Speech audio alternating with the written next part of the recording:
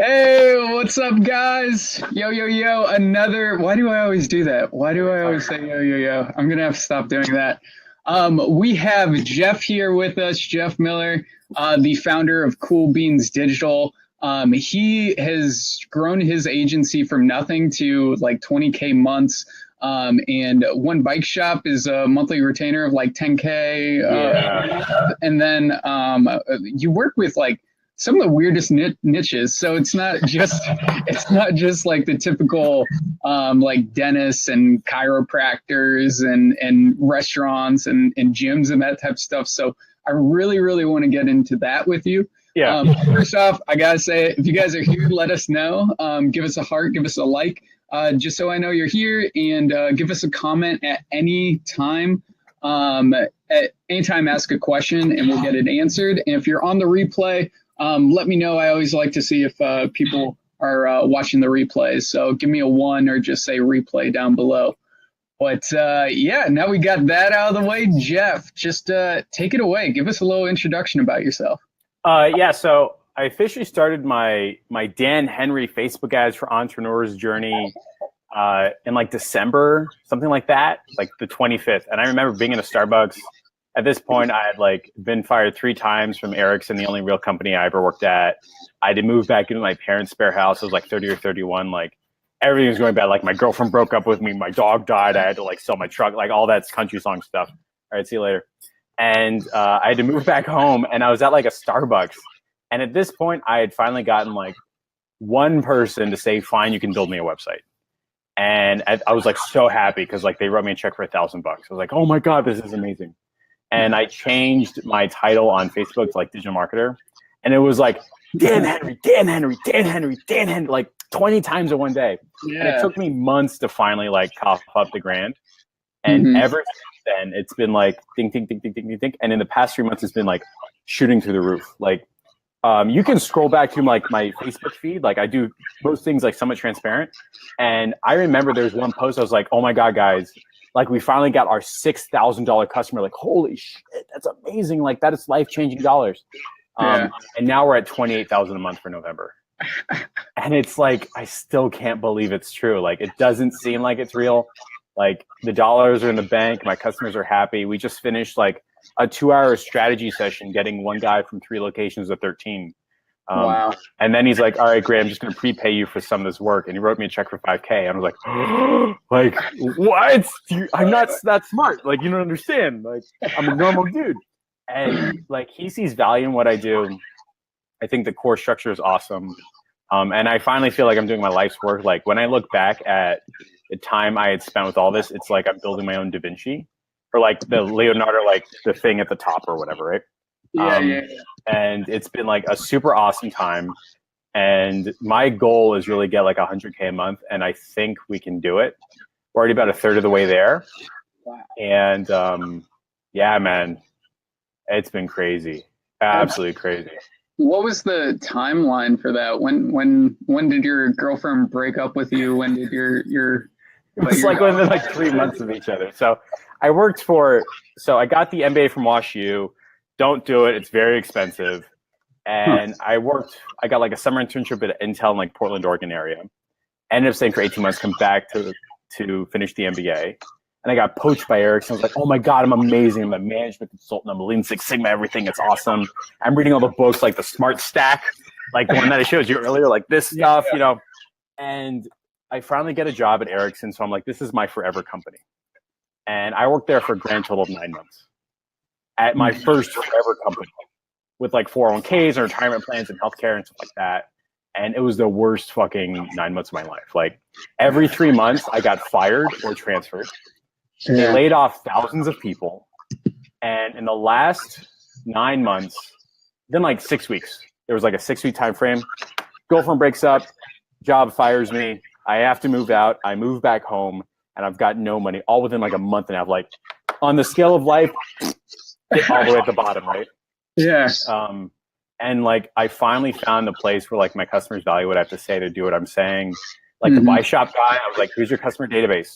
You're paying me for this. Call back your leads." And he made an $8,000 sale like that. It's like beautiful. Call back your customers more. You know what I mean? Yeah. Um, Like we've got people here that are really, really good at doing stuff and really, really bad at the sales marketing. And we've got the digital studio with like the green screen and the strategy sessions and all that. And people come here and outline how they want to like build a business that their parents are proud of or something like that, like something really emotional. Awesome. And I'm super psyched to be able to do that. I didn't answer your question at all, I don't think. No, you totally skipped over that. I just asked for totally I just needed a number and you give me a story, but that worked. Kind of the same thing, yeah. But no, it was a good 6 weeks where I got fired, girlfriend broke up with me, had to move back home in the spare bedroom of my parents' house. Wow. Sucks. And like, wait, how long ago was that? That's what I was trying to That was 2 years ago. 2 years ago. Well, you built all that in just 2 years' time from nothing. I think that's absolutely insane. That's awesome. Yeah.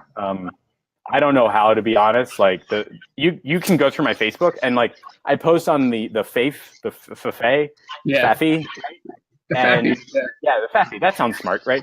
And Simon, like I chatted with him a couple times. He found the posts I made 12 months ago. And it was like week 2.5 update. Somebody didn't say no. Week 3 update. I totally fucked up. Week 4. And then like the first big one was a restaurant that got like 100 leads for $100. And like, you know, those dots started to line up. Yeah. And then she fucked everything up. Oh my God. She sent a text out to everybody, but it was an email and it was like 6 different colors. And it was like, I'm desperately waiting to see you. I'm impatient. You need to come now or give your voucher. And I was like, oh my God. Like I thought I had it and she took it. Like she just destroyed it. And I found that, and it's been weird because people started paying me money. Like people started paying me money, and I learned how to close by copying Russell Brunson. I learned the top-down selling method, the shopping cart method. Yeah, Derek remembers the story. The shopping cart method. I learned how to ask for money, the right way to position your expertise, like all these things. And I started recording myself with every customer interaction, going back and remembering what I messed up in and what I need to improve on. And now 28K, and I don't believe it. That's incredible. We'll probably be jumping around a lot on this interview, but I kind of want to get into those closing methods. I went through your shopping cart method. I thought that was incredible. Yeah. What I do is a much simpler, stupid version of that, which is just anchoring. When I'm trying to close, I anchor them to a higher number. Let's say like $2,000. I usually do this for $2,000, but I'll do it for $1,000 for you, just to get them to a higher number. But could you go over your shopping cart method and then the other ones that you just discussed? Yeah, you call it anchoring. I call it top down. I think it's the same idea. But the shopping cart method is, okay, you cost X dollars, but what if I did it myself? Like if this painter comes over and quotes too much to repaint this, but what if I just went to Home Depot and did it myself? Like that's the counterpoint everybody has in their head. So I tell them and I show them on my proposals, it's got everything they'd have to do and a total value of all that things. It ends up being like 16 grand worth of stuff. And it's as detailed as you could possibly get. Strategy sessions, so you have somebody bounce ideas off of. A/B testing, so you know it works. Heat maps, so you know what you're clicking on. Analytics reviews, phone calls, training your staff. Like it ends up being like 36 things all the way down. And that scratches that niche of, okay, I can't do this myself. Or if I did, it would be too much time, effort, money. I wouldn't know how. Sema just sent me a message. You're so amazing. Sema remembers the crazy restaurant lady. But yeah, so like that's the shopping cart method. Like you have to scratch that niche of what if I just did it myself? Because that happens with everything. Like when you get a quote from a contractor or supplier, somebody wants to fix your house, a furnace goes out. What if I just went to Home Depot and did it myself? So if that furnace guy says, if you went to Home Depot and did it yourself, here's the 25 things you'd have to do all the way down. And you're like, F that. I'm not going to do it. So you scratch that itch. So I include that in my proposals. That's awesome. Second thing I do is top down. So if they, can we remove the comments? I'm reading them and I'm totally losing my train of thought. Go over them later. Sure. I think you just have to avert your eyes a little bit. The second thing is the top down, and you call it anchoring. Yeah. So about like 80% of the presentation in, I go, look, you're probably wondering how much this costs. So I'm going to tell you. When I used to work at Intel, you could hire me for another division. It's called an internal charge. If you were to hire me to do this program, it would cost you $225,000 for a 6 months engagement. And you know what? Nobody at Intel cared because they're getting lead sales, ROI, and conversions. If you were to go to a New York-based marketing company, they charge you $150K, the 12-month minimum. If you go to downtown Biscayne Bay, you know those companies with the big views and penthouse apartments and all that, they charge you 85 grand, half up front, and wouldn't deliver half of what I'm delivering you. I charge you $3,900 month to month, no long-term contracts, with an industry-leading risk aversion policy. And then I pause for 4 seconds. I love that. Yeah. And then they're like, okay, let's do it. While I'm giving that spiel, I'm scrolling through the proposal. It's on my Google Doc, and I fill in their info all the way through. And it just works. Like 90% of the time, it pushes them over the edge, and they say, okay. Wow. Yeah. Like when you're giving the pitch right there, I feel like there's something in your tonality or something, how you do the pauses. Yep. I think a lot of, I'm a psychology major, so I read into that a lot. But I love how when you're making your videos, or like how you were pitching me right there, a lot of people forget to like pause and like put a little air in the conversation to let your clients or potential clients think about it a little bit. Yep. So I just wanted to bring that up. I think that's one of the more amazing things. Yeah, imagine like you're writing the Facebook post and you're including the ... or the paragraph. Incorporate that into the way you talk, and you'll find how clearly your customers will tell you what they like, what they don't, and how you can fix the next time. I record every customer interaction, every pitch meeting, every strategy session. As soon as they leave the room. Yeah. No, so I do either do a Zoom, or I've got like the camera right on top. I turn it around. Yeah. At the end of every meeting, I block off everything if I'm smart. And then I just watch it over, and I criticize myself like John Madden with the little circle pen. This is what I should have done differently. This is what I should have said. This is what I should have asked. So the next pitch meeting is like 2 or 3 percentage points better. And that's because awesome. Of that, like, it just works. Yeah. So you're super analytical about everything from, it sounds like it, from these meetings to probably your advertisements that you're running. I kind of want to go into like, what are all the services that you provide for your clients currently? The biggest one that they pay most for is not the Facebook ads. The Facebook ads is what brings them in. What they pay for is a vehicle that gives them direct measurable results and return on investment. That's really conversions and sales. That's not leads, but that's what brings them in. So it's like leads, conversions, and sales. So I have customers that are jumping up and down at 30 leads a month. I am bad at Facebook ads. I swear to God, like 90% of the people in the FAFI group would beat me hands over fist, right? Yeah. But I'm really good at pointing out operational challenges. I'm really good at strategy calls, and I'm really good at making the C-level listen up. For example, with the orthopedist, they signed on, and every day for the past 8 days, they've gotten a lead. Cool. So that's about 30 leads a month. I pay $50 a fucking lead. I suck at Facebook ads, right? The guy is jumping up and down like it's the best thing in the world. He is so happy and so excited. Like I sent him like Zoom calls, like just like this. Here's what's going on. Here's all the fun stuff. Here's what we need to prove on. By the way, Justin, we sent you 8 leads. Half of them went to a voicemail. The other half had a voicemail that didn't pick up. So I'm wondering why people are calling around business hours and their phone calls don't get picked up, number one. Number two, your voicemail says don't leave a voicemail. So I think we should be fixing this. Also, I talked to Josh, and he's on vacation. Isn't Josh calling back the leads? So Justin, the CFO of this massive orthopedics company, 30 leads a month is like fine for him to convert. And I'm telling him the challenges he needs to overcome to convert them. Right. That means it's almost never my fault that the campaign doesn't perform. Yeah. Because it's like operational challenges, things like that.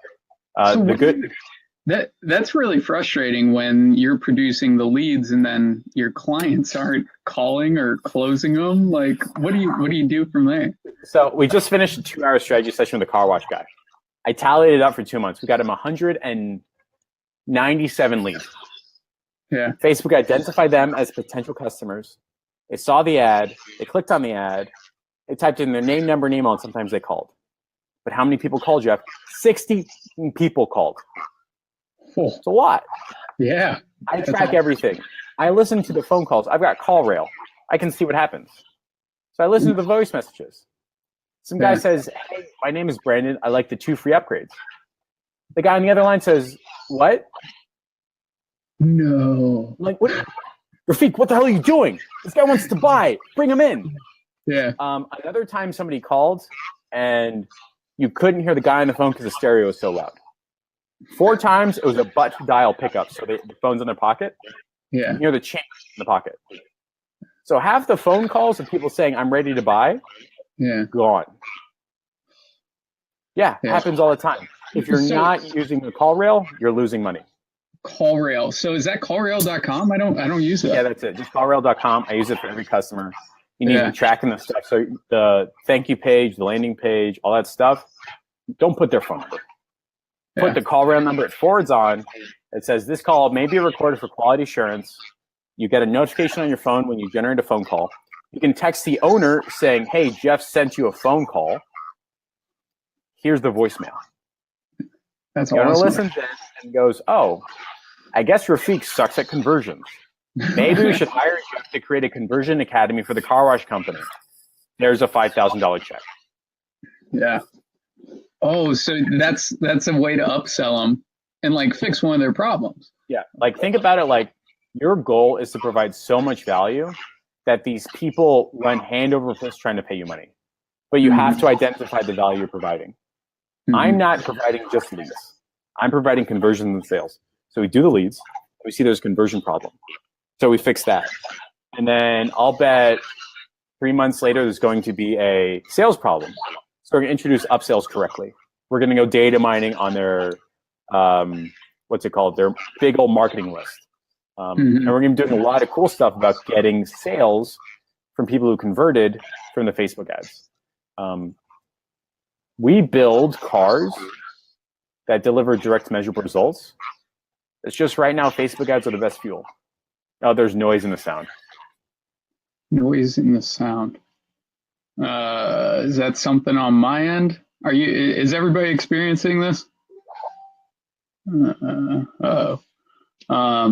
you hear me, Jeff? Yeah, I hear you clear. Okay, that's weird. Guys, let me know if something's going on with the sound. I don't know if that's me. Does it happen when we both talk? It does. Huh. Will you buy me a mic for Christmas? Like, that'd be awesome. We have a lot of comments here. Crap, I don't know how to fix it. I'm sorry, guys, that's going on. Let's see if this does anything. Does that work better? Does that sound better? Nope. I'll bet it's a feedback from the stereo. So if you've got headphones, put them on. You'll probably solve the problem. I do not have headphones on me right now. I'll bet it probably put like a couple pauses between. See, it's from your side because you open the speakers. Is that for me? I think so. Shit, I suck. I really suck. I'm sorry, you guys. Kind of have to just, I think we're hearing Jeff and Andrew's speakers. Sorry, I don't have headphones. We're kind of just technical difficulties. We're going to have to bear with it. But next interview, I'll get headphones. But we have a lot of comments here. I think we have a few questions that I kind of want to get to. Chris is asking, do you close over Zoom? So I do. And the way I close over Zoom is I take my iPad Pro and I have a presentation about halfway already done. I'm talking through the 8 points of a highly successful digital marketing campaign. I draw, I iPad Pro, I've got my pencil, all that stuff. I give the shopping cart, I close from the top, and then I said, if you're interested, I'm going to send you the proposal. What would you like to discuss before I do that? And the last customer that we signed was a rock quarry out of Virginia. They sell $250 million worth of rock. They paid $4,000 in 2 weeks. They're not doing anything that I tell them. The campaign is totally going to bomb, and it's totally fine for them. Another company paid us $4,000 in 3 weeks, and we presented them only over the phone, only with a Zoom, and only with an iPad Pro. I would say half of the November revenue, and there's other examples, are because we learned how to present with the iPad Pro, and just that way. That's it. That's awesome. Yep. I'm confused. Like, your clients are car washes, quarries. Like, yeah. What do you do for them? What do you do for them specifically? I'm so confused. There's a car wash, an orthopedist, a quarry, a bike shop, a chiropractor is everybody else. We've got a lawyer. We may have a pot doc, but I'm not sure about that. We've got a health person in Costa Rica. We've got, I don't even fucking remember. I have to look at my sheet. They're all over the place. Like, I did the opposite of what everybody else does, which is you niche. And I talked with a guy named Nick, and he's like, stop doing that because you're not going to grow. And I'm like, you're probably right. You know, like, what got you here won't get you there. You know what I mean? Yeah. But I'm really, really bad at naturally knowing industries. Like, unless it's Apple, I don't know shit about them. Yeah. So I had to read enough books, and like the shelf is full of them, on how to have the right questions and what to ask the customers to create an ad that makes sense. So like, I don't write my ad copy. My customers write the ad copy. My customers don't write the ad copy. They're really bad at this. They talk to themselves. Everyone thinks the boss is right. I think naturally the boss is wrong. I do my own customer research. I call it the Ask Method by Ryan Levens, whatever his name is. Ryan L. Ask Method. And I ask my potential customers, their needs, wants, fears, and goals, what they hate, what they've tried. That creates ad copy that resonates and makes sense. Oh, yeah, yeah. And now we've got a platform and a process that works across 90% of industries. Wow. And from there, the rest of the process is the same. Like, call back your customers. Here's your marketing database, strategy calls, improvements, stuff like that. But that's why I've been fortunate enough to land car washes that results, orthopedists that results, chiropractors, bike shops, all that stuff. And it's because I'm really, really good, or I forced myself to be really, really good at customer research. That's it. Only reason. So how do you reach out to your clients' target audience and ask them these questions? Yeah, so it's interesting. It's like a 10-layer approach. So 10-layer, just made up. I said 5 and then I said 10. So the best thing that you can do is say, all right, Mr. Customer, all right, Mr. Bike Shop, whoever, I want you to send me everybody's name, number, and email. Everyone you've done business with, tried to do business with, bought from, sold from, everybody you have contact information from. In my head, those are current and old customers. They're not future customers or target customers. They're people that bought from you up to now. So we send them an email and a text. Here's a survey. Fill it out. Like, you word it differently and you wordsmith it, but that's the idea. Here's a survey. Fill it out. So do you offer anything for them filling it out? No. In my head, I should, like, hey, here's a $10 Amazon gift certificate or whatever. But Ryan says not to do that, and he's smarter than me, so I listen to him. And I think it was like Droppler said, like, and here's a $10 Amazon gift certificate. So I didn't fill that out honestly. I just ding all the way down. So now Droppler thinks are like 5 out of 5. So that messes your results. So that takes care of the past and current customers. But we want target and future customers, right? So I take the email or take whatever, I adapt it to a Facebook post, put on their wall, pin it to the top, and then run an engagement ad to it. That engagement ad has the targeting, that's one layer. Friends, another layer. Friends of friends is another layer. And then people in their radius, and then their target customers. So like bike people, and then bike people that make over 150K, right? And you can divide that up appropriately with time or different surveys or whatever.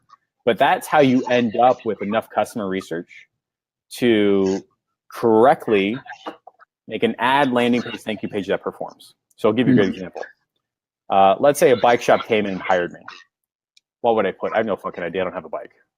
Like, I have no idea, right? Like, I don't know. Does gear sucking? Do you not like bridges? I don't know how bikes work or the mentality or the culture. Yeah. And it's really easy to sniff that out because you've always seen an ad of like, that's the shittiest ad ever, because that person didn't do customer research on you and your tribe and your culture. Yep. Like, something is off. It's the stock photo. It's the verbiage. They don't say pitted, which is a bike term I didn't know about. Like, you can tell when people are trying to appeal to psychologists who don't know psychologists, right? Mm-hmm. Like, it just sniffs incorrectly. So we did that process with the bike shop. We ended up with like 50 different data points with 5 columns of answers. So then we just start filling it in. Turns out everybody from amateurs to professionals is afraid of getting hit by a car. Duh, right? Yeah. Guess what's in the ad copy? Everybody from amateurs to professionals is sick and tired of salespeople that don't ride. Guess what's in the ad copy? Everybody's pissed off and hates the fact that every time they go to a bike shop, they feel like they're getting ripped off in price. Guess what's in the ad copy? That's it. Yeah. That's the ad copy. Yeah. So you don't. I'm also really bad at A/B testing, and I think it's kind of silly to like, let's test 18 different ways to say the word "the" or something like that. So I will A/B test like different sick and tireds depending upon like different combinations of the research, but the research is darn close no matter what. And so it's like, hey, Miami bicyclists, sick and tired of being afraid of being hit by a car, salespeople that don't have experience, and see that fucking those things keep popping up. Sick and tired of being worried about being hit by a car, salespeople that don't have experience, and bike shop that charge too much. Yeah, that makes sense. Yeah. The same way Uber's positioning was not about hailing a car from your phone. Uber's positioning was, are you sick and tired of cabs that smell, are gross, you can't track them, and you have to pay with cash? Yeah, that was a great analogy. Yeah. Yeah. So that's the idea. Yeah. So customer research is huge. Would you say that's the number one thing that gets you the result? Number one thing that gets me results is customer research, to a point to where if the customer research doesn't perform, I know the campaign will bomb ahead of time. Yeah, that's good. And I tell them, like, look, we're going to run this customer research. I'm going to charge you the first month, no matter what. If the campaign bombs, I'm going to cancel your account minus a prorated rate. They're fine with that. That's awesome. Yeah. So with the bike shop, what I got to ask this, what type of baits do you use to get somebody into a bike shop? So the first bait was, the first one was an ad that I mentioned before. And then it was an inspection. And up to when the bike shop came in, he was trying to sell bikes online, like an e-commerce strategy and stuff. And he spent $40,000 in 10 months with another agency. I know. Trying to sell bikes online. I'm like, nobody's going to buy an $8,000 bike because they sell online. If they are, they're going to Amazon. Yeah. You think they're going to beat Amazon? It's not going to happen.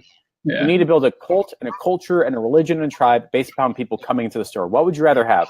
One bike shop sale online every week, or 10 people come to your store on a weekend? I'd rather have 10 people come into your store on a weekend. So our offer, our bait, or whatever it is, our offer that was good enough to act on was a bike inspection. And what's interesting is most people think that they have to like cut their prices, give up margin, do a discount, something like that. I'm like, you're not doing that. We're going to figure out what the hell you do for an inspection and charge appropriately so you don't feel sour about this. And then when I say that, everybody's like kind of relieved, because most people think that they have to cut their prices to get attention. They don't. They just have to be explicit and obvious with the value. So the bike shop, like, he was just like, I don't know, man, it's an inspection. I was like, talk to me like a third grader. I have zero bike experience. What the hell is an inspection? Yeah. He's like, the tires and the gears, like, he couldn't communicate it. He's been in the business for so long. So I called his mechanic, couldn't communicate it. So I brought a bike in. Like, I took a bike, like my friend's bike, I drove it through the fucking mud for 45 minutes, and I brought it in and instead of getting the inspection with an attitude. Like, they had no idea who I was, right? Yeah. Like, I mean, an attitude. Like, you fucking fix it. I'm not in charge of this. Give me the inspection. And then I spent 20 minutes writing down every single thing they did. I swear to God, they thought I was like going to fire them or something like that. Like, is this guy a secret owner? What is he doing? Is he an inspector? And I ended up coming out with like 8 different things that the bike shop does that the person receiving it had no idea. Yeah. cassette check, gear check, report of findings, mechanics review, 19-point race ready check, like all that stuff. Like, so that's on the offer. It's being obvious and explicit with the value, along the same lines of evaluation, examination, doctor report of findings that everybody knows about, right? So it ends up with like 19 things you get with their $40 inspection. Wow. They got 100 leads in the first month. That's awesome. Holy crap. 100 leads in the first month? Yep. Everything drops after a while, but yeah. Yeah, that's still amazing. I love how like 10 today. I love how this interview is going, because you first talked about like figuring out the target audience pain points, which is absolutely huge. And now we're just talking about like the features of the offer. Like those are two critical things that need to be in your ad copy and in your sales funnel. That's huge. And a lot of people overlook that stuff or just like skim the surface with it, which I love how you like to dig deep and really figure it out. If you're trying to appeal to real human beings that want to buy, they want to know what they're buying. So like when you buy from Amazon, there's this level of comfort knowing that it's 2-day shipping, that they'll stand by the product. If you have to return it, they'll take your side. Cool. But Amazon has done that for so long, everybody knows. They don't know you. So be obvious, explicit with the value. Like when I send proposals, it's a list of 25 things.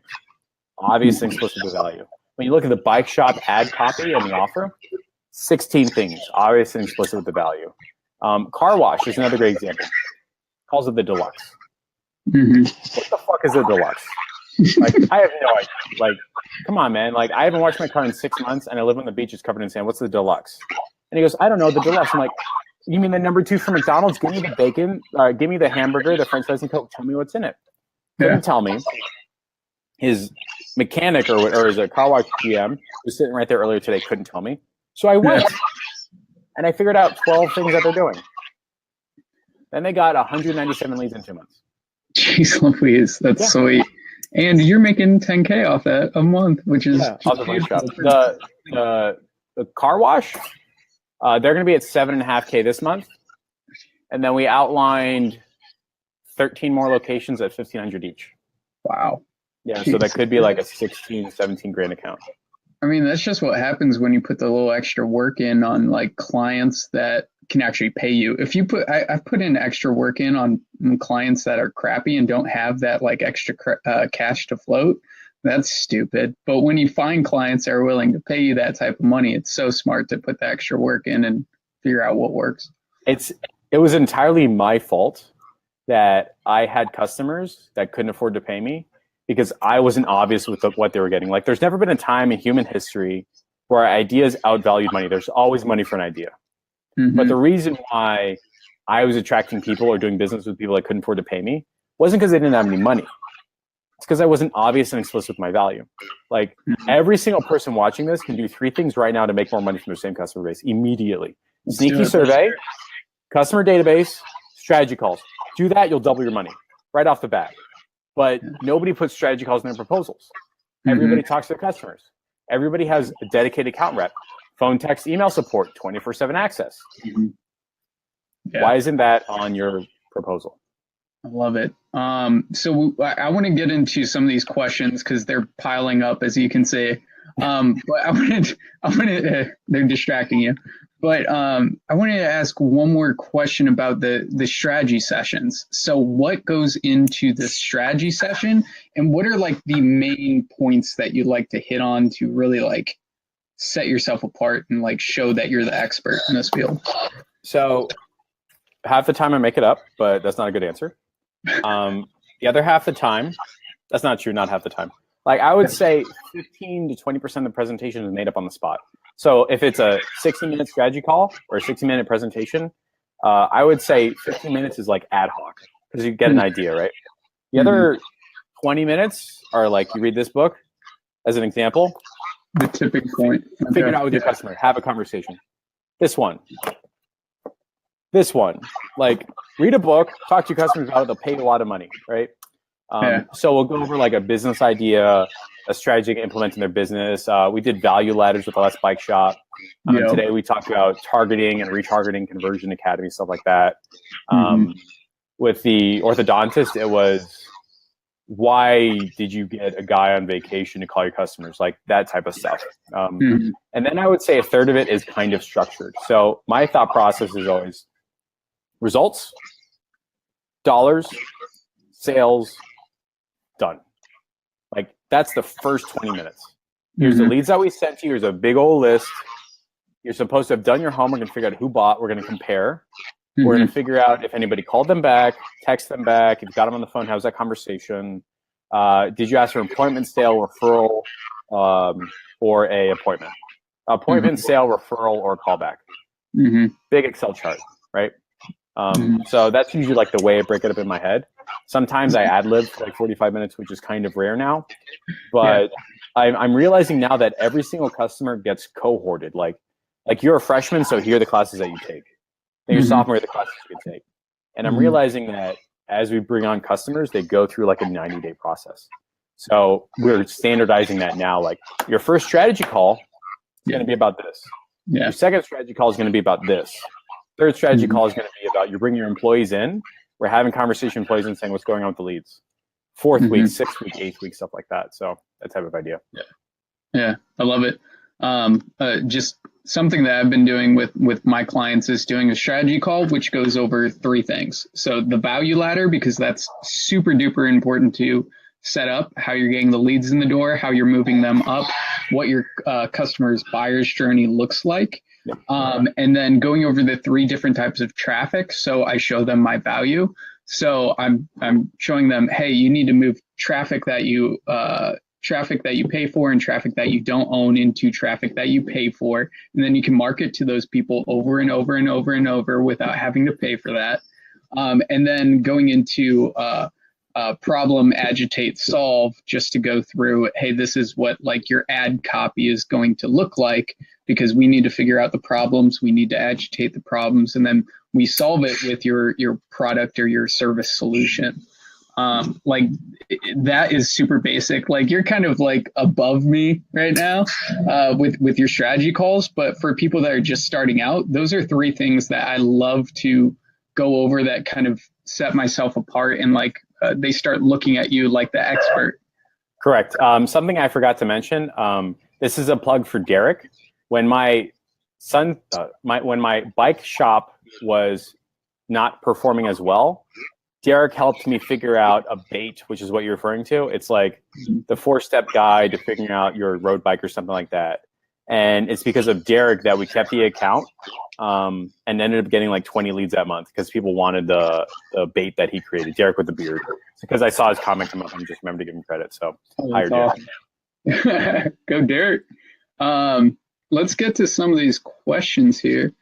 Don't know if you discussed this and I missed it, but how big is your team? Yep. So there's me. Danny Velez is like, I pay him to do, there you go. I pay him to do my soap opera sequences, but I consider him part of my team. Same with Derek.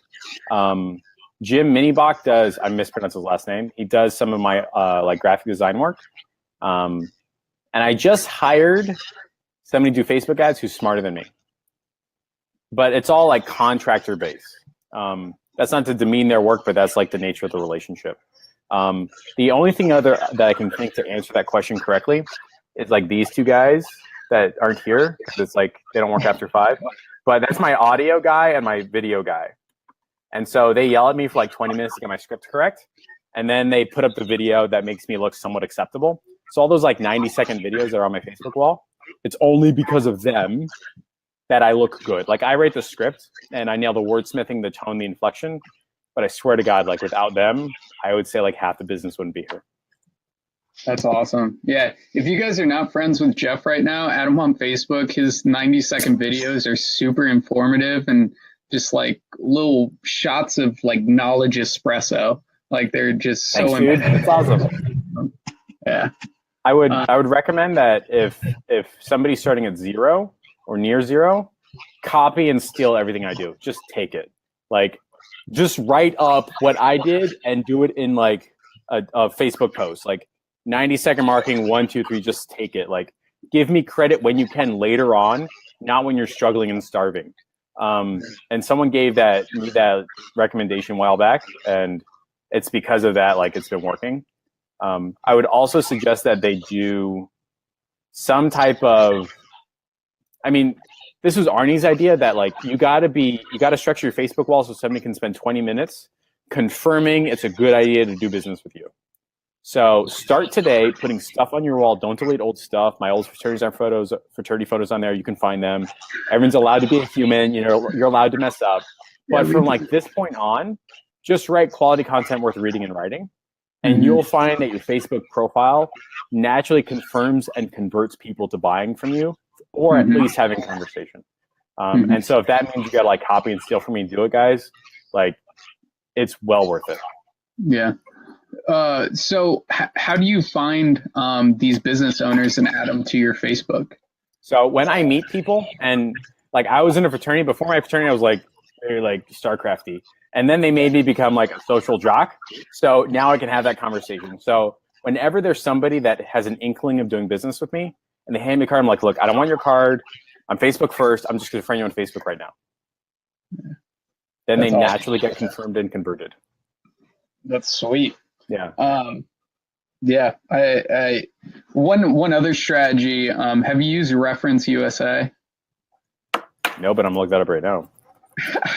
So through your local library, you can go to this database called Reference USA, and it pulls up like businesses through your library. It pulls up businesses, how much they're spending on marketing, who the business owner is, all like ridiculous nice. Information, and just add those people on Facebook.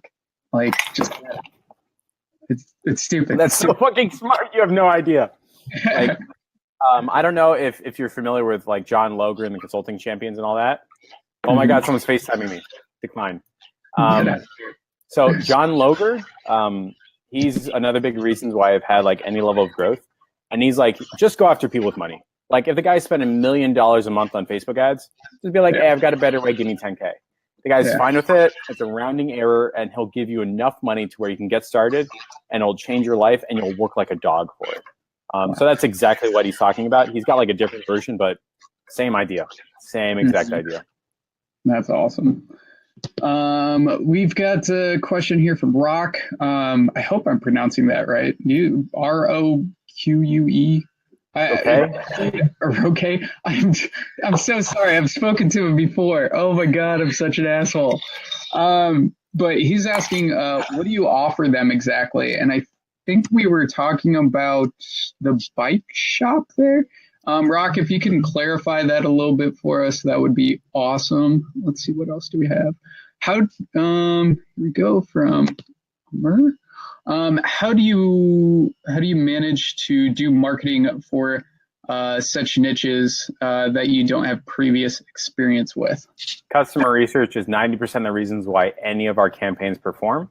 And it's not like me going and asking somebody like, hey, I read this report. This is customer research. What do you think? It's like, no, you ask their target and potential customers needs, wants, fears, and goals, what they hate and what they've tried. Oh my God, that's number 2. Let me just put this on D&D. You ask literally the people who are going to give your customer money what they need to feel comfortable giving them money. So if it's alleviating a pain, accomplishing a goal, solving a problem, that's your ad copy. And so I don't have experience with it. I just figure out the right process to develop an ad that performs. Everything after the fact is value add. So like the bike shop now, he was doing 100 leads a month. Now he's doing like 15 to 20 if our ad sets perform. And he's kicking ass and taking names because he's got somebody to have a marketing conversation with that employees are too excited about biking to have a conversation with. Same thing with the orthopedist, with the chiropractor, with all the ways across the board. So that's, I don't know if that answers your question but that's the idea. I think that's good enough. Yeah, sure. Sure. Chris is asking, can he swipe your chiropractor? No, fucking Weimar Media. Oh my God, I got to tell you, do you remember Weimar Media? No, what's that? Okay, so this goes out to my boy, Simon. Like 6 months ago, he's like, Jeff, you're getting ripped to shreds on your Facebook ads. I'm like, what Facebook ads? I'm not doing any Facebook ads. He's like, no, you are. And I'm like, what? And he screenshots, and it's named Weimar Media, and there's my head talking. And I'm like, what the fuck? And I went like ballistic. I was like, fuck, like on all their comments. I was like sending messages. Who the hell do you think you are? All that. And it must have gone on for like 45 minutes. And I screenshotted everything. And they literally took one of my, one video of me or something like that, just screen capped it and ran it as their own. And I was like, you sons of, what the hell do you think you're doing? And I swear to God, like the Fafay family like stepped up. They must have gotten 90 messages saying, who the hell do you think you are? Like, you stole Jeff's face. And their account was shut down with like 15 minutes. Oh like, my God, that's hilarious. Facebook got so many reports of like intellectual property that like they're like, all right, Weimar's gone. See you later. Goodbye. So Chris, no, but you can shoot a video just like it with your chiropractor friend, same style and all that. But no, that was a good reference. So yeah. So did you actually ever figure out who that person was that stole your shit? There you go. So the guy who stole my stuff, we were exchanging Facebook voice messages. Like, I was like, hey, dude, that's not cool. You can't take my face. Like, I don't know who you are, but you stole my stuff. He's like, nah, man, we've got a contractor to do that through Upwork. I'm like, doesn't matter. Steal my face. You got to take that down right now. And he's like, I'm only taking it down if you get all your friends that remove the comments. I'm like, no deal. And then like I clicked like intellectual property on Facebook, and then 15 minutes, like before I got home, their page was removed, deleted, they were blocked, banned, all that. So that was pretty cool. Yeah. That's fun. So his name is pronounced Roque. Roque. I fucked up. I'm so sorry. I'll give you a free strategy call. Let's do this. I feel like an asshole right now. I'll do a free strategy call with you. But he has Roque nailed it again. He has a question for you. Bike shop, but the other businesses as well. What services? Is it just lead gen or content video? We kind of covered that already. If you just want to. Yeah. So I build the philosophy you should take with your customers is you're building a vehicle that gives them direct measurable results. And Facebook ads right now is the best fuel for that car. So lead gen, strategy calls, conversion sales, ROI, upsells, business stuff. One of the things that we tried to get traction with was video. I was like, look, you're going to come in. I'm going to give you a script just like my 90-second videos. You're going to be there. You're going to be famous. It's going to be awesome. And like everybody said, okay. And nobody showed up. Like every single customer said, okay, let's do it. And then didn't show up to their like video session, like right there. Isn't that funny how that happens? I was like, that's right? So I said, screw it, give me a shirt. So I'm now the unofficial spokesperson. So like if you come to Miami and you're interested in biking, you're going to see my face. And he got like 16 leads today because of it. Like, that's so awesome. Like a 90-second video on the 5 things to check, 5 things. On the 5 things to check before your 100-mile bike ride. Yeah. Cool, right? And we tie that into a let's ride offer. Like, hey, my name is Jeff. I founded this bike shop, and here's my personal invitation to go biking with our crew. Landing page, thank you page, all that, opt in. And I had 16 people on some spectrum of buying. And it ties in the strategy because if you're going to buy a bike, you probably want the crew, health, wealth, relationships, and all that stuff. So it's better for the bike shop to have people going biking with and spending money over time than it is for one time $8,000 bike shop to some bike sale to some guy in like Tampa. Like you need to have people in the store. So that type of idea. Yeah, building that tribe. I love this question. You said that you use some of Russell Brunson's methods. Did you do some of his training? I'll show you the extent of the dollars I've given Russell Brunson. It's probably just a book. .com secrets? Expert secrets? What do you guys think it is? Expert secret? The expert secret? Yeah. Like I got through half of it. It tends to be a trend. I got the .com secrets, got through half of that. And then he fooled me into giving him more money with that black box. It's somewhere around here, right? What was the black box? It's just a bunch of videos and like this stuff with the .com secrets. It was like, come on, Russell, really? Like, really? But that was it. Like, that's all the exposure I've had to Russell Brunson, plus like whatever, still fucking up his name. Like I haven't spent like an F ton of money to Russell Brunson. I just watched a lot of his free stuff, and it's gotten me from here to here. And like his closing techniques are correct. Yeah. The way the inflection of his voice is correct. Yeah, I got it. So are his closing strategies like in the Expert Secrets, or I don't remember if I got it from the expertsecret.com or watching his webinars or something like that. Okay. But the way he closes is the way you need to close. That's really the extent of like the training that I've had with Russell Brunson. But that guy is on point. Like he's good. So yeah. We got these comments are piling up. It's better than 0 comments. Yay. So true. I want to get in, what's the call software that you spoke about earlier? Do you charge for it to your customer? The philosophy I have is I'm not going to sell you a car that needs tires. It's going to be a whole car. So I don't break apart like the CallRail software is a separate charge. So look, dude, you're going to be happy with it. It's $3,900. Just pay. I'll figure out the difference. And most people say, okay, so it's no big deal to like spend an extra $25 on CallRail or $40 or whatever it is. But it's called CallRail, and I use ActiveCampaign. And I'm thinking about using Click to Call or something like that, so that you can have two-way conversations when you send a mass text. And that's the extent. Just those 3 tools. Yes. Yeah. What about you were talking about a heat map earlier too? You use Hotjar. But I've almost never found substantial material change from heat maps. Like sometimes there's like a bunch of people clicking on something that should be a button, so I move the button. But I've done like before and after, and it's like, whatever. Yeah. Like if there's a problem with an ad set, it's probably because we offer the customer research at the core, not necessarily because of the heat map or where the button is. And I don't have enough traffic to like do an A/B test in 24 hours. You know what I mean? Like there's not thousands of people visiting this stuff. It's like 5 people a day type thing. So yeah. We got another question here. Do you charge per lead or per month? I'm pretty sure it's per month, right? Yeah, per month. Why too many messages popping up? Why you track calls? I'll just show this to you. Just to make sure of the quality, to know how to fix the conversation rats later. Do you get a lot of conversation rats? Conversation rats? What's a conversation rat? Conversion rates. I can't even read. I'm trying to make fun of somebody, and then oh my God. I just fell on my face right there. That's awesome. I'm not a big reader. I'm not good at the mouth with the brain and the eyes thing. Yeah, how that works together. The philosophy is, look, I'm going to measure everything because I know I have to prove to you my worth and value. You're on a month-to-month with me. If there's any reason that you don't want to renew, I can't stop you.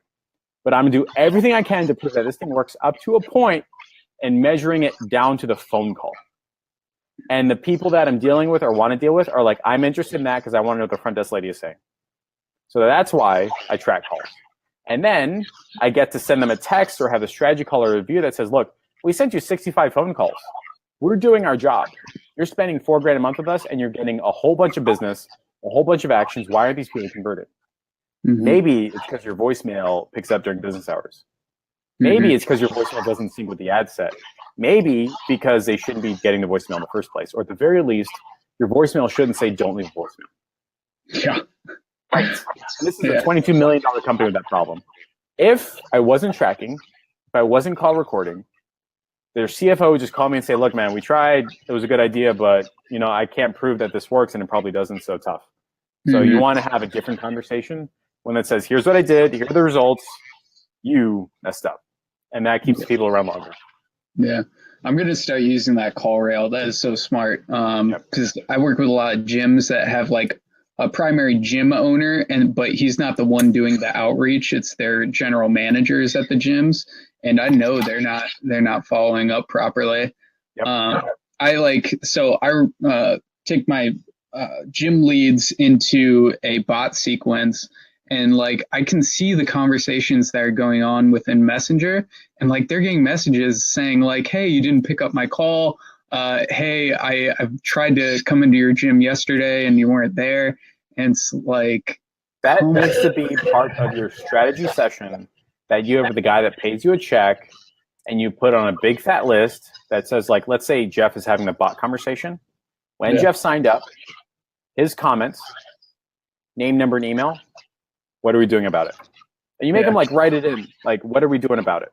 So the next 2 weeks you go, what did you do about it? Did you fix this? Because I'm giving you business, but you're not, like, it's obvious it's not happening. Here's another cool one. I call it the sneaky survey. So if you're running an agency, you do this right now and you'll make a lot more money. So let's say the guy from the video, the one that was mentioning earlier on my website, his name is Scott Cohen of Cohen Chiropractic. Do not message him, I swear to God. And he runs his chiropractor, great. But when you sign into his offer, you don't get a text from Scott. You don't get a text from Dr. Cohen. You get a text from James. James we made up. James is a fake person, but James owns the business. So when you sign up, you get a text in 5 minutes from James that says, "Hey, Alex, thanks for signing up. I'm James, the owner of Cohen Chiropractic. Keep a lookout for a call or text from Sharon. She'll get you set up and taken care of." Cool, right? 14 days later, magically, James sends a follow-up. "Hey, Jeff," or Alex or whatever. It's James again.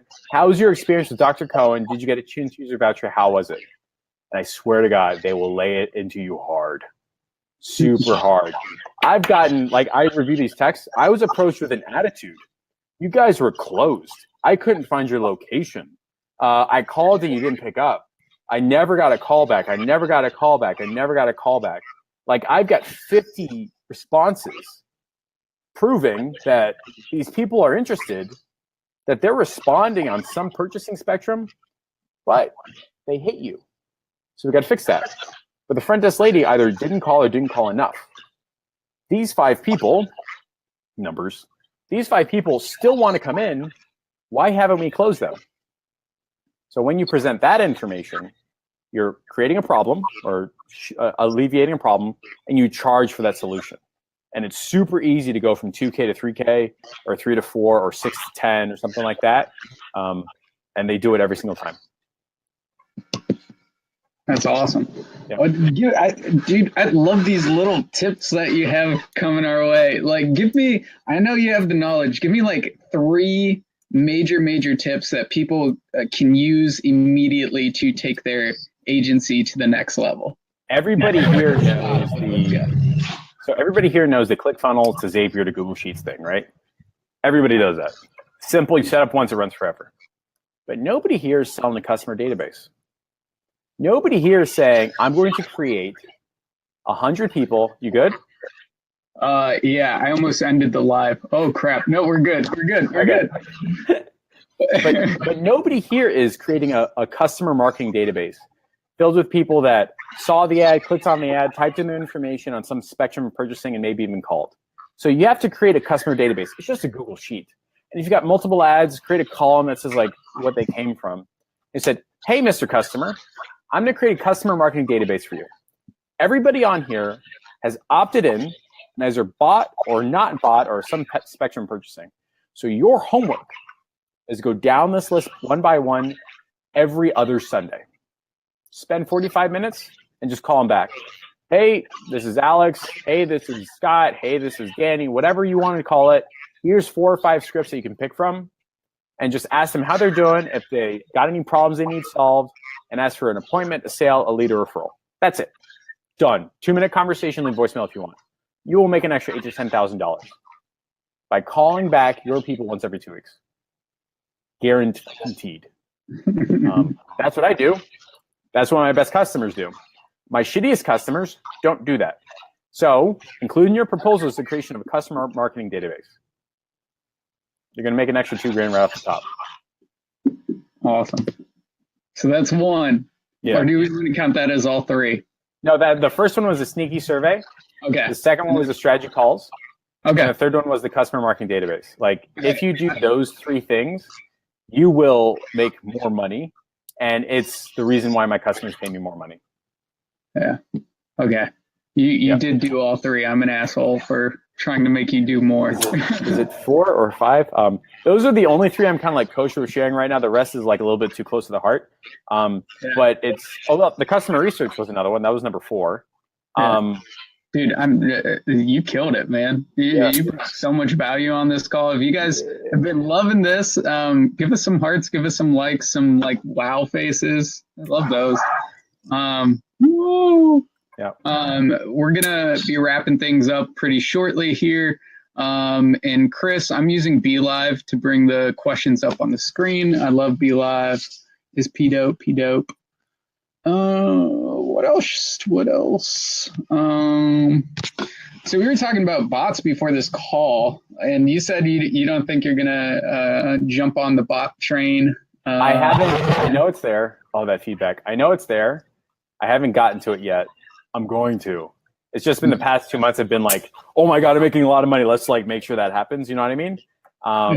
But I think this weekend I finally got 4 hours to like clear my head and like, because it's not just reading it, but it's the implementation of the idea and all that. But yeah, like that's when I'm gonna start downloading all the stuff and the checklists and the guides and all that stuff, and we'll do a test run. My game plan for implementing is saying, look, Mr. Customer, we're gonna try something called a chat bot. Here's the 4 big reasons whether you're making an impact on your business. Yep. We're gonna do a 3-month pilot program. I have to charge you more for it, but it's less than what I'll be charging you later on because I'm learning how to do this. So if you can sign this piece of paper for $500, $600, $700, $800, whatever dollars per month more, 3-month minimum, you don't have to renew. And if you hate it, I'll refund your money. And then I'll end up getting like an extra $4,000 or $5,000 a month because of it. That's freaking awesome. Yep. I actually have something for you. So is it a hat? It's it's a fluffy hat that you're gonna love. It's actually better than a hat. I'm gonna send you a chatbot sequence that I built out for my course that's coming out. I'm building it with Luis Alvarado, but it's the coolest chatbot sequence that you can put into like a Facebook advertisement or put it into an email, and it runs through the benefits of having a chatbot and why every business needs a chatbot. I'm so down. That is for you, my man. Yes. But so cool. Does anybody have any more questions? Any questions? No, I think everybody hated this live. It was horrible. I had a terrible time with you, Jeff. Like, it was. I'd rather be eating dinner right now, but I know. Terrible. Whatever. This is awkward now. So awkward. Can't hang up. Yeah. We're gonna wrap things up then. Guys, thank you so much for hanging out with us. Jeff, thank you so much for being here. You brought so much knowledge to everybody. There's so many. I've never gotten this many comments or likes on a live before. This is exciting. Let's end on this one. Derek's question. I freaking love Derek. He's one of my students. Go Derek. He's so number one skill, perfecting your presentation. Would you tell people to focus on perfecting their presentation as their number one skill? Your pitch is the biggest reason why somebody does or does not sign up, and why you are or not charging more. It's your pitch. In that, you have to be obvious and explicit with your value, go over the strategy and the results and how much you charge for it. If you do those 4 big things in your pitch, it will make sense. I don't think you should be like copy and stealing everything. It has to fit your narrative and your culture and your interaction with the customers.